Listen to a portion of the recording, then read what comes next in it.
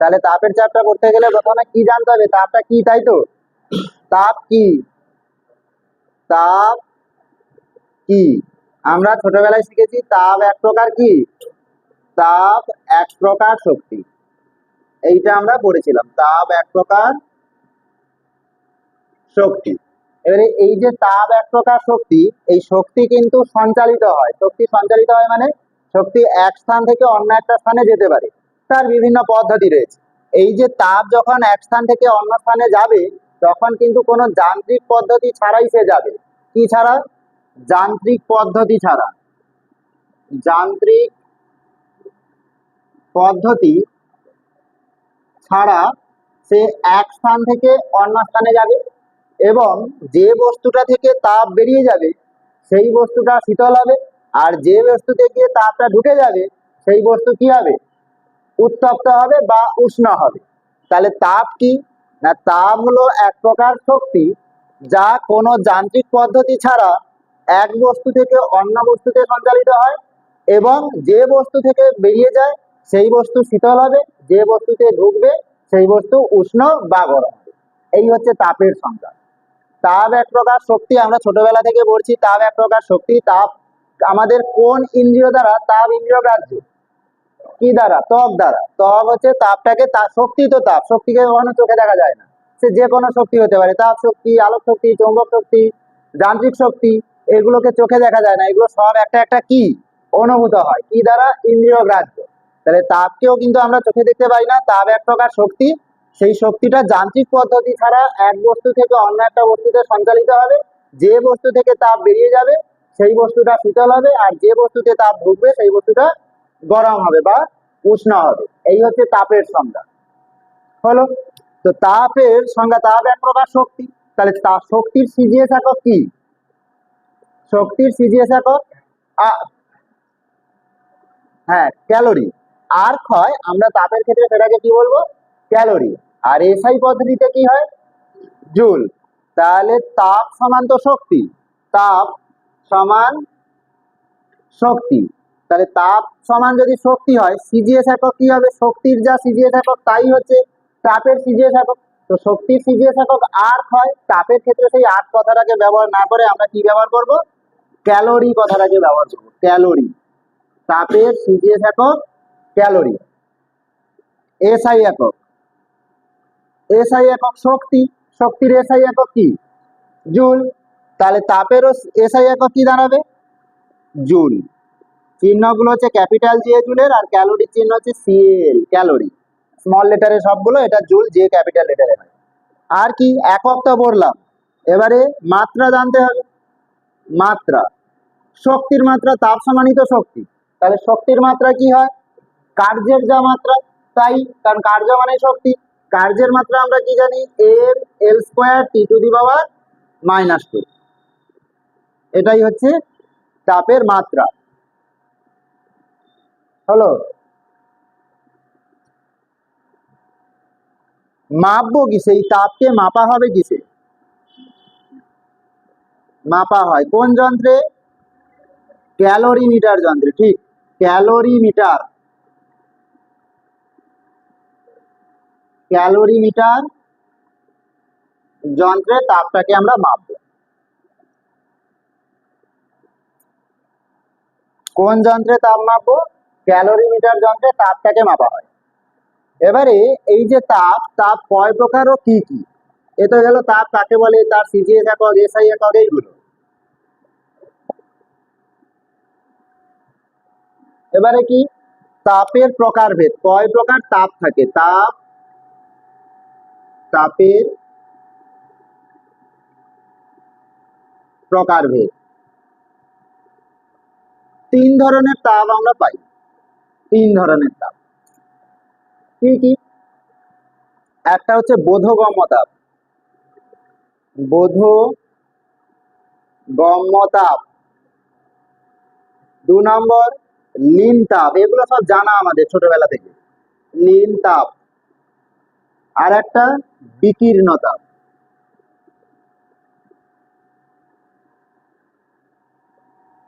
বোধগম্য তাপটা কি? বোধগম্য মানে যাকে বোধ করা যায়, অনুভব করা যায়। তাই হচ্ছে বোধগম্যতা। এর কি এটা, না যে তাপটা পদার্থের উষ্ণতা বাড়াবে কিন্তু অবস্থার পরিবর্তন ঘটাবে না। উষ্ণতার পরিবর্তন ঘটাবে, যে তাপ পদার্থের উষ্ণতার পরিবর্তন ঘটায় কিন্তু অবস্থার পরিবর্তন করে না, সেই তাপটাকে বলা হয় বোধগম্য তাপ। কি বললাম, যে তাপ উষ্ণতার পরিবর্তন ঘটায়, উষ্ণতা পরিবর্তন ঘটায়, উষ্ণতার পরিবর্তন করবে, অবস্থার পরিবর্তন করবে, অবস্থার পরিবর্তন করে না,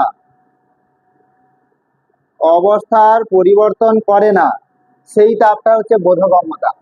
যে তাপ উষ্ণতার পরিবর্তন ঘটায় কিন্তু অবস্থার পরিবর্তন ঘটায় না, সেই তাপটাকে কি বলা হয়, বোধগম্য তাপ। ক্যালোরিমিটার যন্ত্রে এই তাপকে মাপা যায়, ক্যালোরিমিটার যন্ত্রে এই যে বোধগম্য তাপ, সেই তাপটাকে মাপা যায়, মাপা যায়। লিন তাপ কি, লিন তাপ হচ্ছে এর উল্টোটা, উষ্ণতার পরিবর্তন ঘটাবে না, উষ্ণতা পরিবর্তন করবে না, কি করবে, অবস্থার পরিবর্তন ঘটাবে, অবস্থার পরিবর্তন ঘটাবে। ক্যালোরিমিটার যন্ত্রে মাপা যাবে, মাপা যাবে না, মাপা যাবে না ক্যালোরিমিটার যন্ত্রে। কেন মাপা যাচ্ছে না, লিন তাপের মধ্যেই তো তার লুকিয়ে আছে, মানে লিন তাপ যে বিলীন হয়ে থাকে, লিন মানে লুকিয়ে থাকা, হিডেন হয়ে আছে, লুকিয়ে থাকা তাপ, যে তাপ লুকিয়ে থাকবে কিন্তু ধরা দেবে না, সেইটাকে মাপা যাবে না। তাহলে যে লুকিয়ে আছে তাকে মাপবো কি করে? সেই জন্য এই লিন তাপকে কি করা যায় না, ক্যালোরিমিটার যন্ত্রে মাপা যাবে না। কি করা যায়, শুধুমাত্র অবস্থায়, লিন তাপটা কি করে, অবস্থার পরিবর্তন ঘটায়। অবস্থার পরিবর্তন ঘটানো মানে কঠিন অবস্থা থেকে কোথায় যাবে, তরল অবস্থায়, তরল অবস্থা থেকে কোথায় যাবে, গ্যাসীয়। আবার উল্টো গুলো হতে পারে। তাহলে এই যে অবস্থা, পদার্থের যে তিনটে অবস্থা রয়েছে, সেই তিনটে অবস্থার পরিবর্তনের জন্য দায়ী কোন তাপটা, লিন তাপটা হচ্ছে দায়ী। উষ্ণতার পরিবর্তন ঘটবে না, উষ্ণতা যা আছে তাই থাকবে, শুধুমাত্র অবস্থা পরিবর্তন হয়ে চলে যাবে। এবং এটা লুকিয়ে থাকে বলে এই তাপটাকে ক্যালোরিমিটার যন্ত্রে মাপা যায় না। বিকীর্ণ তাপটা কি, বিকীর্ণ তাপ হচ্ছে বিকিরণ পদ্ধতিতে যে তাপটা প্রবাহিত হয়, বিকিরণ পদ্ধতি, বিকিরণ পদ্ধতিতে যে তাপ প্রবাহিত হয় বা সঞ্চালিত হয়, সেই তাপটাকে বলা হয় বিকীর্ণ তাপ।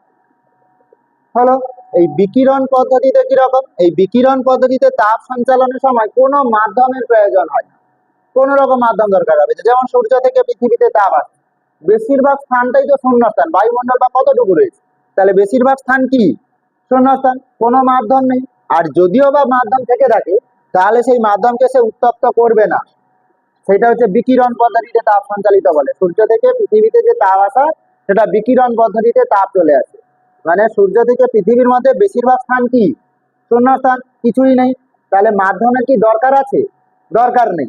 যদিও মাধ্যম থেকে যায়, যেমন বায়ুমণ্ডল পেয়ে যাচ্ছে, পৃথিবীতে যখন ঢুকছে তাপটা, তখন সে বায়ুমণ্ডলকে পাচ্ছে।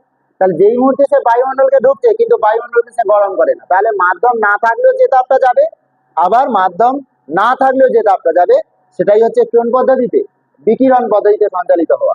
এবারে যখন মাধ্যম থাকবে, যখন যাবে, সে কিন্তু মাধ্যমকে গরম করবে না, মানে বায়ুমণ্ডলের মধ্যে দিয়ে যখন তাপ যাবে, সে বায়ুমণ্ডলকে গরম করবে না, শুধুমাত্র তাপটা শক্তির মতন করে এক স্থান থেকে অন্য স্থানে চলে যাবে। এই হচ্ছে বিকীর্ণ তাপ।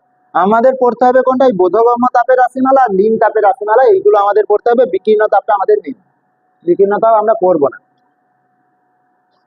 হলো, এ তো গেল তাপের প্রকারভেদ পড়লাম। এই প্রত্যেকটার পড়তে হবে, বোধগম্য তাপের ক্যালকুলেশন, লিন তাপের ক্যালকুলেশন, এগুলো আছে আমাদের, পড়বো তা। এখন কি করবো, ওই তাপের প্রভাবে কি হয়, কি ঘটনা ঘটে তাপের প্রভাবে।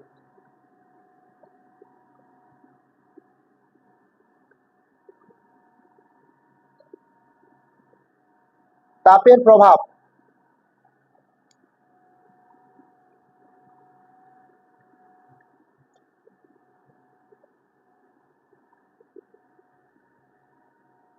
কি হবে তাপের প্রভাবে। আচ্ছা, কোন বস্তুকে তাপ দিচ্ছি, কি হবে,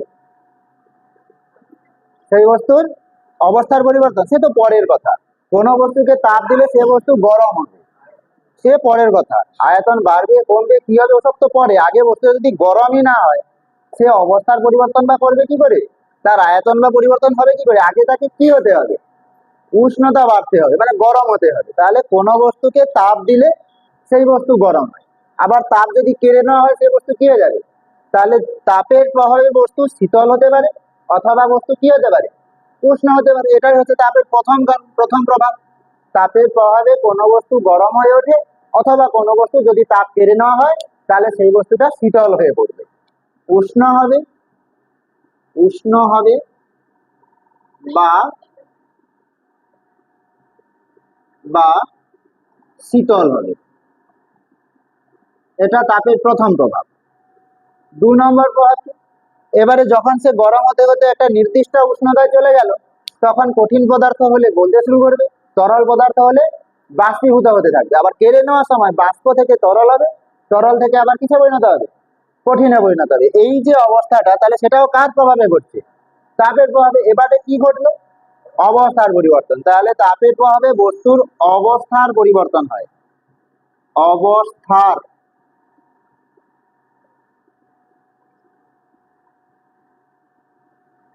পরিবর্তন হয়।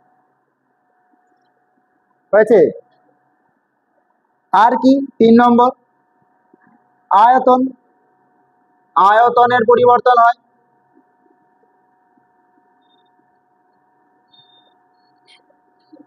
আয়তনের পরিবর্তন হয়। সাধারণ নিয়ম কি?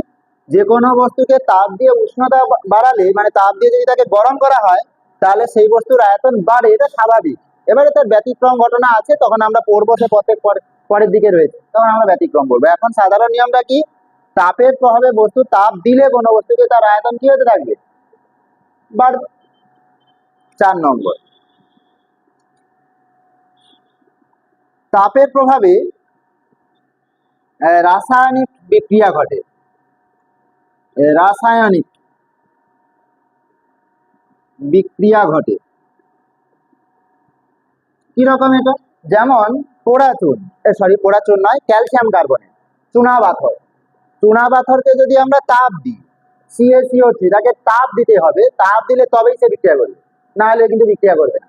এই ক্যালসিয়াম কার্বনেটকে, CaCO3 কে আমরা তাপ দিলে তবেই কিন্তু সেখানে পোড়াচুন এবং কার্বন ডাই অক্সাইড উৎপন্ন হয়। পোড়াচুন এবং কার্বন ডাই অক্সাইড উৎপন্ন হয়। তাপটা যদি দেওয়া বন্ধ করে দিই কি হবে? বিক্রিয়া ঘটবে? ঘটবে না। তাহলে কিছু কিছু বিক্রিয়া আছে যেগুলোকে ঘটার জন্য বাইরে থেকে কি দিতে হবে? তাপ দিতে হবে। তাহলে তাপের প্রভাবে কি ঘটছে? রাসায়নিক বিক্রিয়া ঘটে। এটাও তাহলে তাপের একটা প্রভাব। 5 নম্বর কি? আলো উৎপন্ন হবে। আলো উৎপন্ন হয়। যেমন কাগজে যদি আগুন দিয়ে দিই, কাগজ কি হবে? পুড়তে থাকবে। কাগজ পুড়লে সেখানে কি উৎপন্ন হয়? তাপ উৎপন্ন হবে, আলো উৎপন্ন হচ্ছে। অথবা এই যে যে বৈদ্যুতিক বাল্ব, কাঁচের যেগুলো ভিতরে ফিলামেন্ট থাকে, বাঁকানো তার, সেই তাপ সেখানে যদি সুইচ দেওয়া হয়, কারেন্টের সুইচ দিলে তার ভিতরে কে যাবে? তড়িৎ শক্তি। এই তড়িৎ শক্তি কিন্তু প্রথমে তাপ শক্তিতে রূপান্তরিত হয়, সেই তাপটা পরে কোন শক্তিতে রূপান্তরিত হবে? আলোক শক্তিতে। তাহলে তাপের প্রভাবে কি উৎপন্ন হচ্ছে? আলো উৎপন্ন হচ্ছে। হলো? আরো ইত্যাদি ইত্যাদি আছে, আপাতত এই কটা বললাম। উষ্ণ বা শীতল হবে বস্তু, অবস্থার পরিবর্তন হবে, আয়তনের পরিবর্তন হবে, রাসায়নিক বিক্রিয়া ঘটবে, আলো উৎপন্ন হবে, চৌম্বক শক্তি উদ্ভব হয়। হ্যাঁ, রোধ। হ্যাঁ, রোধের পরিবর্তন। রোধ পড়ানো হয়নি সেজন্য বলছিলাম না, রোধেরও পরিবর্তন হয়। রোধ, রোধের পরিবর্তন। রোধ মানে কি? রোধ মানে যে বাধা দেয় তাকে প্রতিরোধ বলে। প্রতিরোধ কথাটা থেকে রোধ এসছে, বাধা দেওয়ার ক্ষমতা। উষ্ণতা বাড়ালে রোধের পরিবর্তন হয়ে যাবে। কিছু কিছু পদার্থের রোধ বাড়ে, কিছু কিছু পদার্থের রোধ কমে। সে রোধের চ্যাপ্টার যখন থাকবে আমাদের, চলাচলিতে রোধ আছে, সেখানে আমরা পড়বো। তাহলে রোধেরও পরিবর্তন হয়। 7 নম্বর, চৌম্বক শক্তির পরিবর্তন ঘটে। চৌম্বক শক্তির পরিবর্তন ঘটে। এত কিছু ঘটনা ঘটে তাপের প্রভাবে, পরিবর্তন হয়। তাহলে তাপের প্রভাবে এত আছে, আরো আছে, এইগুলো আমরা আপাতত পড়লে হবে। তাপের প্রভাবে এই ঘটনাগুলো ঘটতে থাকে। তাপের প্রভাব, তাপের ফলে কি হয় হলো।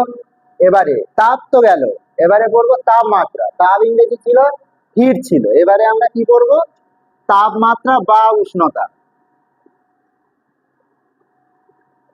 তাপ কিন্তু শক্তি, উষ্ণতা বা তাপমাত্রা কিন্তু শক্তি নয়। তাপমাত্রা বা হচ্ছে উষ্ণতা, টেম্পারেচার।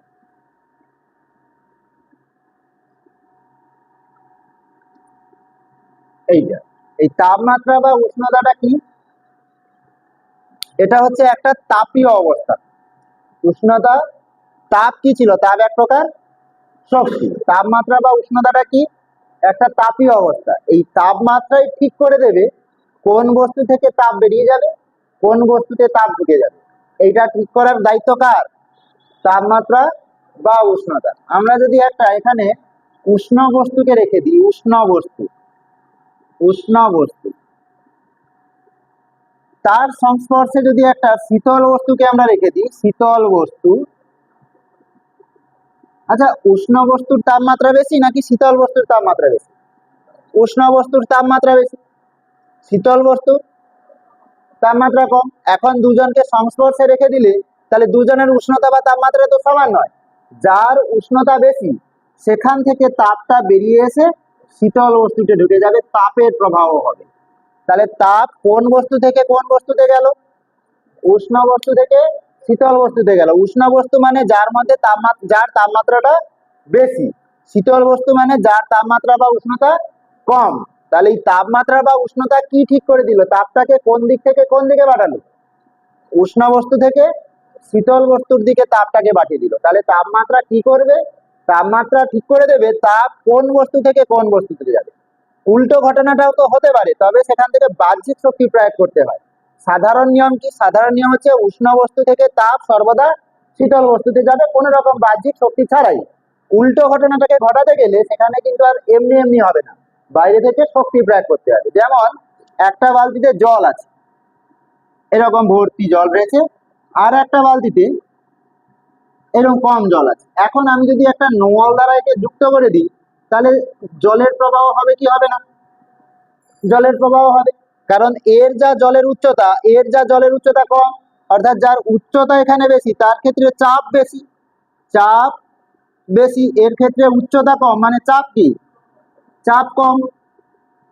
তাহলে জল কোন দিক থেকে কোন দিকে যাচ্ছে, উচ্চ চাপ, চাপ বেশি মানে উচ্চ চাপ থেকে নিম্ন চাপের দিকে কে যাচ্ছে, জলটা যাচ্ছে। একইভাবে তাপমাত্রাও উষ্ণ তাপমাত্রার বস্তু থেকে শীতল তাপমাত্রার বস্তুতে যাবে। তরল যেমন উচ্চ চাপযুক্ত স্থান থেকে কোন দিকে যাবে, নিম্ন চাপযুক্ত স্থানের দিকে যাবে।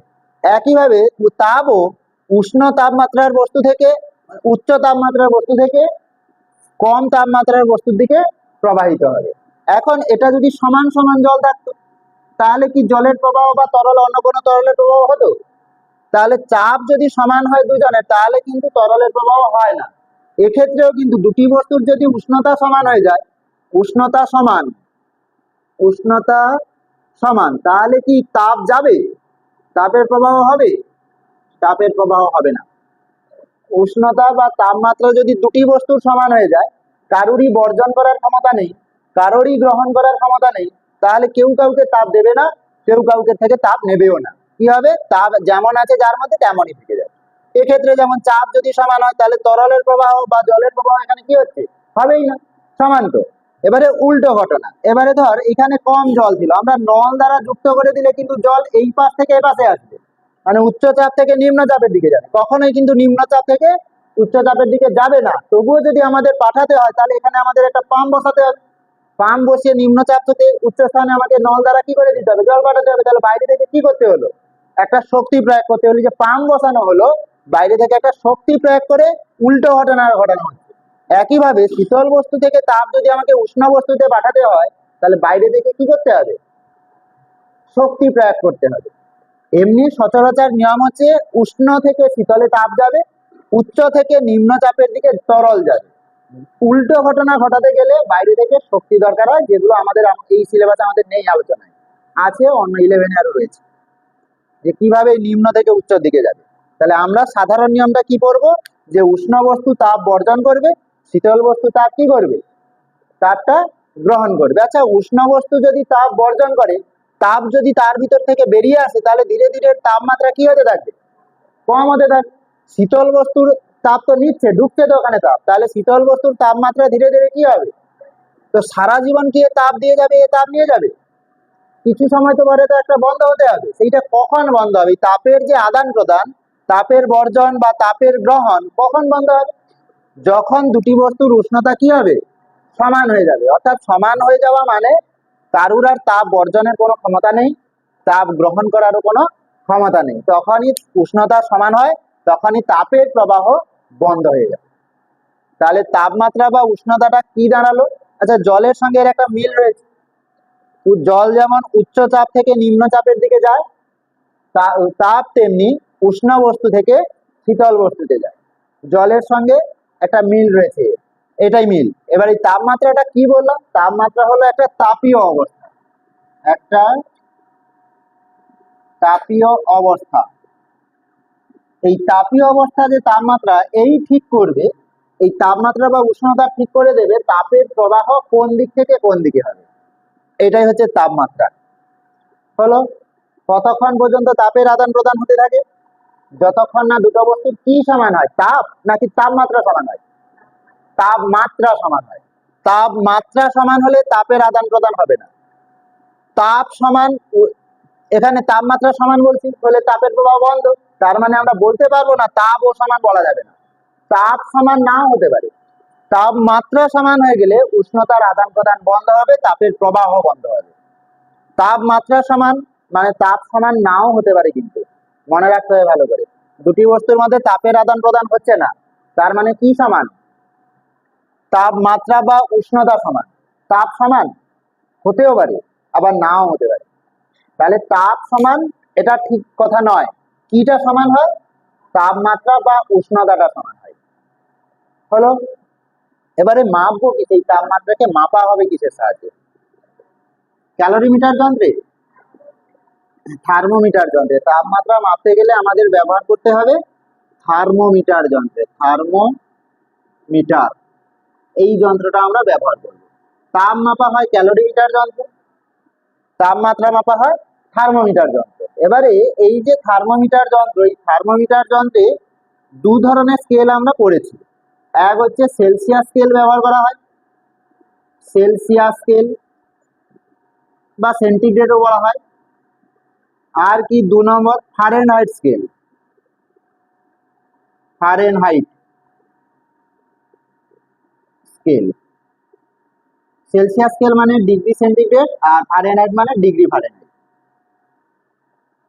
ক্লাস 7 এ ছিল মনে হয় যে সেলসিয়াস আর ফারেনহাইট এর মধ্যে সম্পর্ক রয়েছে। সেলসিয়াস স্কেল আর ফারেনহাইট স্কেলের মধ্যে সম্পর্ক কি মনে আছে? সম্পর্ক হচ্ছে C/5 = F-32 ডিভাইড বাই 9। এই হচ্ছে সেলসিয়াস স্কেল এবং ফারেনহাইট স্কেলের মধ্যে সম্পর্ক। এখানে সেলসিয়াস স্কেলকে ফারেনহাইট স্কেলে রূপান্তরিত করা যাবে, ফারেনহাইট স্কেলকে সেলসিয়াস স্কেলে রূপান্তরিত করা যায় এই সূত্রটার সাহায্যে। হলো, এবারে এই যে সেলসিয়াস স্কেল, এই সেলসিয়াস স্কেলের দুটো করে স্থিরাঙ্ক হয়, একটা হচ্ছে অনেক স্থিরাঙ্ক হয় দুটো, একটা হচ্ছে নিম্ন স্থিরাঙ্ক আর একটা ঊর্ধ্ব স্থিরাঙ্ক। সেলসিয়াস স্কেলের নিম্ন স্থিরাঙ্ক হচ্ছে 0 ডিগ্রি সেন্টিগ্রেড, নিচে যে দাগটা থাকে সেটা কত, 0 ডিগ্রি। আর একদম উপরে যেটা ঊর্ধ্ব স্থিরাঙ্ক সেটা হচ্ছে 100 ডিগ্রি সেন্টিগ্রেড। আর এদের মধ্যে প্রাথমিক অন্তর কত, প্রাথমিক অন্তর হচ্ছে 100।